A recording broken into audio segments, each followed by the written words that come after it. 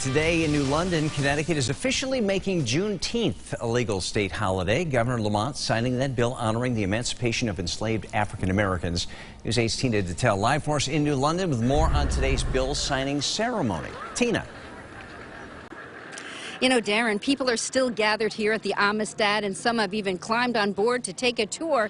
This, of course, is where the bill signing took place, and it is very fitting that it took place in front of this replica of the slave ship on which the slaves revolted back in 1839. They were brought here to New London, and then eventually they were tried in New Haven and exonerated. Now, today, the state officially recognized Juneteenth as a state holiday. It was on June 19th, 1865, that slaves in Galveston, Texas, were notified by federal soldiers that they were free. But that was 2.5 years after Abraham Lincoln declared all slaves in the country were free on January 1st, 1863. Now, today, folks here hope that this holiday will help more people learn about this history.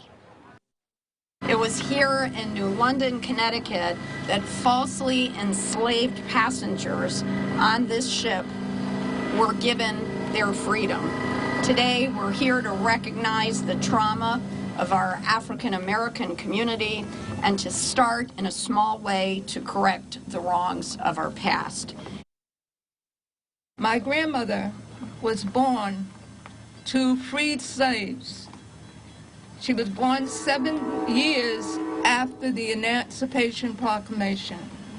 She died here in New London in 1968.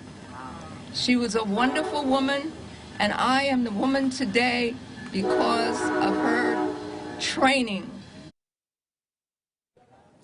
That, of course, is Sarah Cheney, who is a historian. She talked about the fact that she hopes that legislators are able to let people know what all these holidays mean. Now, last year, Juneteenth became a federal holiday when it was signed in by President Biden on June 17th, 2021.